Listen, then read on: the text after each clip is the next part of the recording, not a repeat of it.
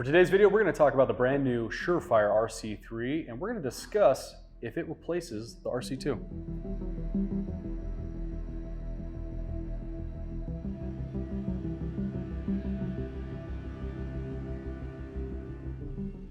As mentioned at the beginning of the video, this week we're going to talk about the brand new Surefire RC3. We're going to go over our experience running it, kind of some of the different things we got to test it on, and kind of our journey on if we decided we like it or not. Now, before we jump into the topic of today's video, we wanted to just give a quick reminder that if you're not already subscribed to the channel, go ahead and give us a like, maybe comment down in the comment section if you like the content that we're making. And if you make it to the end of the video and you think that this footage or this content was useful, maybe consider subscribing to the channel for more great info. And again, as always, if you hate what we're doing or you think we're dumb and what we said today was not accurate, let us know in the comment section. We'll take it into consideration next time.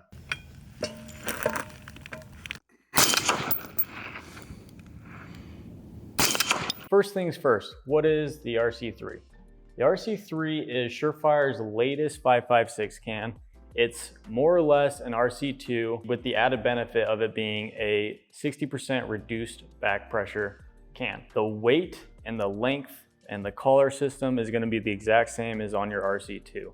The main difference, the only difference really, is that you have a 3D printed Inconel baffle system, and that's how they're going to achieve that reduced back pressure.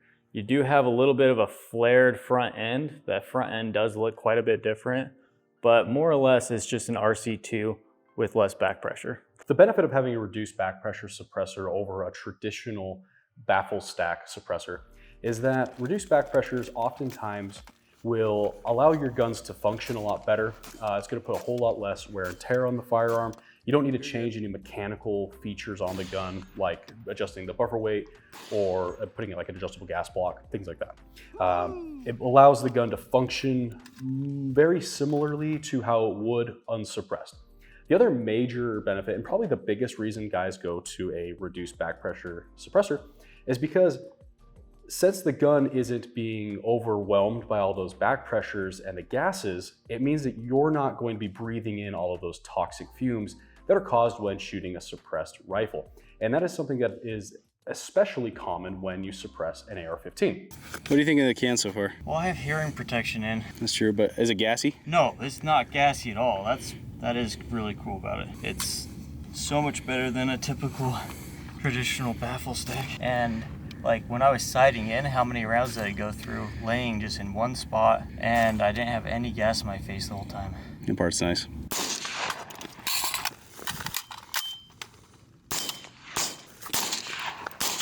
On a traditional baffle stack can like the RC2, unless you do some mechanical changes to the gun, you're pretty much always guaranteed to get some gas blowback. And those gases are something you really don't want to be breathing in, as it is very carcinogenic.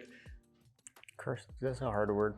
Carcinogenic, they are very toxic and not something that's really good for your long-term health. A lot of guys are now choosing to use cans like these because it allows them to kind of maintain their health as they're not going to be breathing in all those toxic fumes. But because it is a reduced back pressure suppressor, that does bring some challenges to the table, and they do have some downsides to them. Yeah, typically some of the downsides with a reduced back pressure can is going to be, there's like a give and take in the suppressor world. If you are reducing the back pressure, you're going to have a lot more gases escaping out the muzzle, typically making it louder.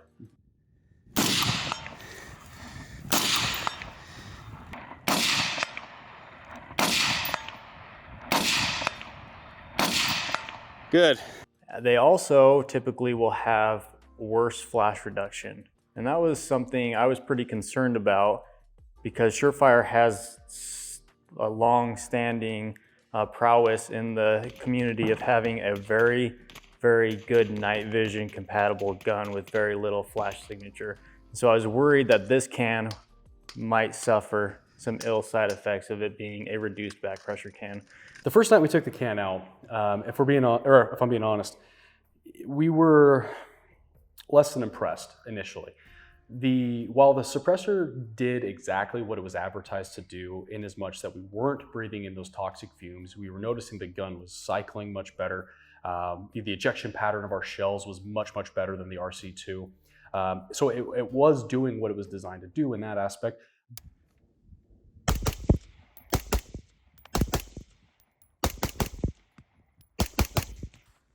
Seems like it's a consistent throw, yeah? Yeah. But there was this glaring issue that we kept noticing, which was randomly and very sporadically, we would get these massive fireballs coming out of the front of the gun.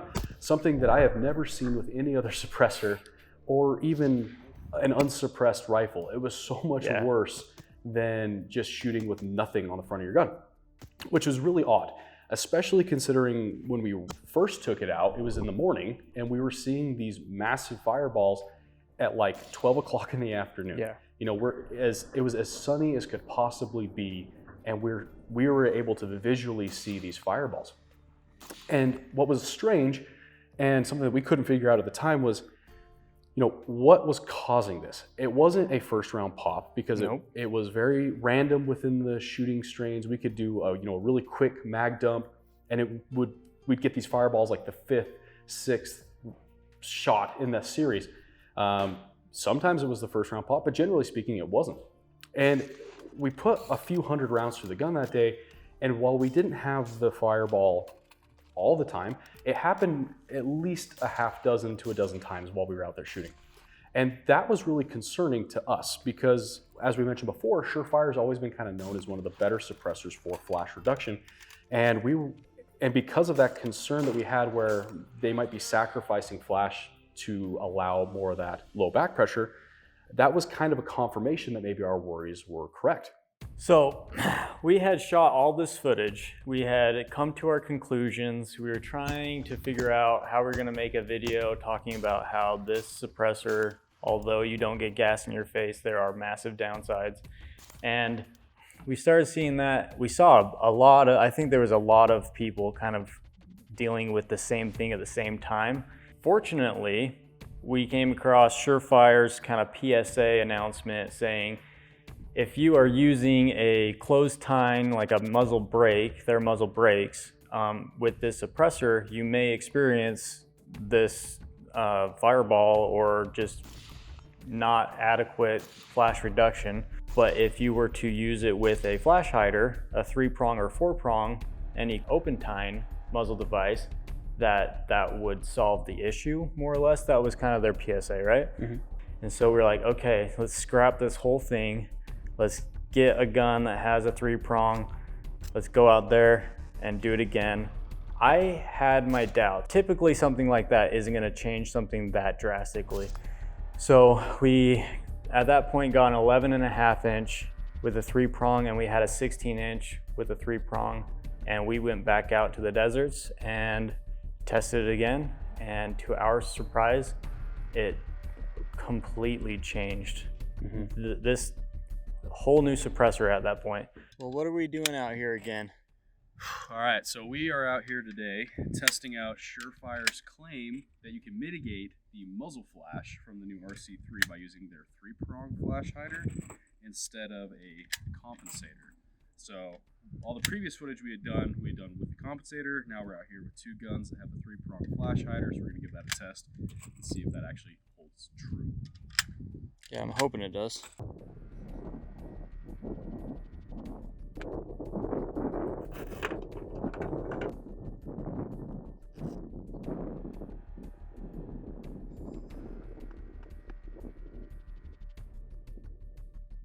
You're good. We were shocked at how much better this suppressor performed when using a 3-prong flash hider versus when we were using the muzzle brake from Surefire. The fact was, when we went back out to film a second time, we were very skeptical that it was even going to work. In fact, we kind of just did it more or less to say that we had done our due diligence to actually try it. And that way, if anybody was to ask us, hey, have you heard about this rumor? Does it work? We wanted to be able to give a definitive answer one way or the other. When we got out there and we started putting rounds through the gun, we did a mag, then another mag, and started doing some drills. and we never got a fireball. And we were using the same ammo as before when we did the initial testing, when we were getting the fireballs. It was some PMC bronze, 55 grain, 223. Typical cheap stuff. The stuff that everybody's gonna be out training with. Was it the highest grade, best flash reduction powder? No. But the point is, we wanted to do these tests with ammo that the average Joe is gonna be out there training with, which is the ammo that we shoot. Yeah. So when we got out there that third night with a 3-prong flash hider and started putting rounds down range, and we weren't experiencing a fireball effect, we were honestly pretty shocked that it was working, and that not only were we seeing an improvement upon the RC3's own performance, I would dare say that the performance we got out of it that night when using the 3-prong was outperforming the RC2. I would too. The RC2, it's known for being really good at flash reduction. You're gonna get a consistent short flame out of that can, or nothing. Sometimes nothing, typically kind of just a short flame. This, on the other hand, it was a consistent short flame, but it seemed to be more dull. It wasn't like as bright of a flash. And it was either nothing or that kind of dull, short flash. And it stayed consistent the entire night. It never changed, even on different barrel lengths. It was kind of just the same thing. I was honestly just so shocked that just changing the muzzle device went from this can being a suppressor I probably wouldn't recommend. It kind of came out of the camp of I probably wouldn't recommend it, and put it into the camp that this is really a worthy can of owning. You do have a little bit of a downside that it's a little bit louder. Yeah. But besides that, it's really not much louder though. No, I would say that with this suppressor, while it was louder than the RC2, it wasn't like night and day difference louder. It was a little noticeable, when we're doing literal side-by-side comparisons, that okay, the RC3 is louder, but with the now greatly reduced back pressure that the RC3 is offering, and when using the right muzzle device, the greatly reduced flash suppression when compared to the RC2, I agree with Nate. I went from the camp of, I don't think I could really recommend this to somebody unless you just absolutely don't care about flash, to I think this might be one of the best night vision suppressors I've ever seen. Well, what do you think about the 3-prong? I mean, we haven't seen any massive fireballs yet, so that's pretty great. Thinking, at least because the same ammo we shot the other day, and that was giving us fireballs. So far I haven't seen any. In my experience, when I compared this suppressor to other, reduced back pressure suppressors, it was never sparky. It just performed really well until it didn't with the fireballs. But once we got that problem resolved and we started using the 3-prong, it became one of the best flash reducing suppressors I've ever seen. So in my mind, if you are the kind of guy who is running drills with other guys, you're out there, in a bump helmet, doing night vision type training, and you're not as worried about the sound of the suppressor, but you're more worried about flash suppression, I think this is going to be a fantastic suppressor for you. If you're going for the ultimate sound suppression, the RC2 may be a little bit better still because it is technically a little bit quieter. Yeah, and more like as the shooter, I would say you're like noticing the difference. You'll notice the difference, but it's not as drastic as being like off to the side of the gun. And that's all reduced back pressure cans. It's on par with anything else out on the market right now. It's not like it's overly loud. It's actually pretty pleasant. But when you're off to the side, you have a lot more gas escaping that suppression system, and so it's just going to be a little bit louder naturally.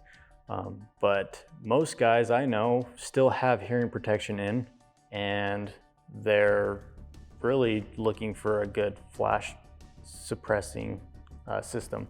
So this kind of checked all the important boxes for me after we changed out that muzzle device. It used to be kind of like, oh, it's a little bit louder than the RC2, and it is terrible with flash, and it's more expensive. Like, what's the point? Right. That's really where I was. It's like, I'm just gonna get another RC2 or you know, just stick with that. Now, flash is phenomenal. It's better than the RC2. It's a little bit louder. That's don't care that much. And it is a little bit more expensive, but this has so much more technology in it. And you are, I believe, getting a better suppressor at the end of the day for an all-around suppressor. I agree. I think that if you're looking for kind of a dual can, especially one that's going to be one that you can really hammer down on and put a lot of rounds through, I think this is going to be one that you really should look into getting. I would have no hesitation recommending this to a close friend or even running on any of my guns myself. Now that the whole flash suppression issue has been fixed, yes, do I wish that that would have been made known before a bunch of them got sold to the market? Absolutely. I wish that maybe Surefire would have made that, been a little bit more transparent with that. Now, whether that was intentional or accidental, I can't say. I don't work for Surefire. Yeah. But the fact is, a solution has been brought to the table, and in our experience, it worked very, very well. It exceeded our expectations for the solution. You know, we really weren't thinking it was going to work. It crushed it. It made this suppressor much, much better. And I think that if you are in the market looking for a good, solid dual can, I think this is one that really should be considered and one that you should look into. Yeah. And that being said, get a 3-prong. Yeah. Make sure you plan ahead. Get that Plan 3-prong. ahead, get a 3-prong. Hopefully you already have one, because shooting at night with a brake is ridiculously bright. So hopefully you already have a 3-prong on there, and you can just slap this on there and just have a gun that's just ready to rock. So now, before we kind of wrap up the video, is there anything else that you wanted to mention about the suppressor? The durability aspect is kind of unknown. We know Surefire's track record, and it's brand new. No one has 10,000, 20,000 rounds through this thing. So we're just gonna have to see kind of what happens with the durability. It seems to be built very, very, very durable. Very strong. Very good. It's built very good. Much good. So durability is just, we're gonna have to see with time. I think it's going to stand in line with any other Surefire product and probably be one of the most durable suppressors on the market. Other than that, I mean, just get out there and train and buy suppressors. I don't care what it is, but please use a suppressor. It's a lot more pleasant to shoot with you guys when you have suppressors. Absolutely. But other than that, I think that's a wrap. Awesome. Well, if you made it to the end of the video, and if you enjoyed our take and our experience using the RC3, go ahead and like the video, maybe share it with your friends. And again, if you didn't like the video and you made it this long, we thank you for watching the video anyway. Continue to train hard, train smart, shoot suppressed, and until next time, God bless you.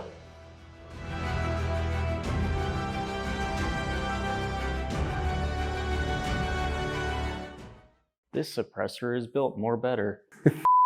All right. That camera can off. Suppressor. What's with these guys not having slings? I don't know. I haven't shot a gun with a sling. I don't know. It's kind of embarrassing. Yeah. What are you doing? Well, this gun is dry, and it keeps jamming and getting rounds lodged in it. So, I'm just gonna oil it up. Don't want that suppressor to touch it. And what are you oiling this thing up with? Valvoline full synthetic. Dude, it's only the best. I think it's a 10W20. 10W20. You heard it here, folks.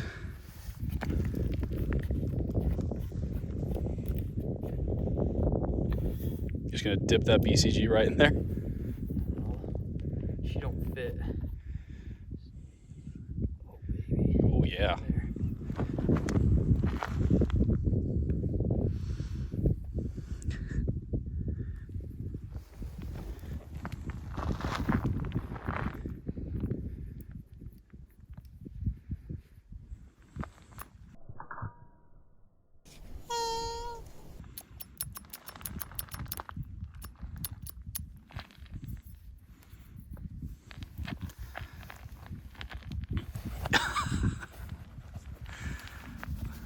Let that go. Shake off the excess. I want that to be on the record that he just wiped motor oil into an Arc'teryx jacket. Well, I have a glove in here, bro. Oh, okay.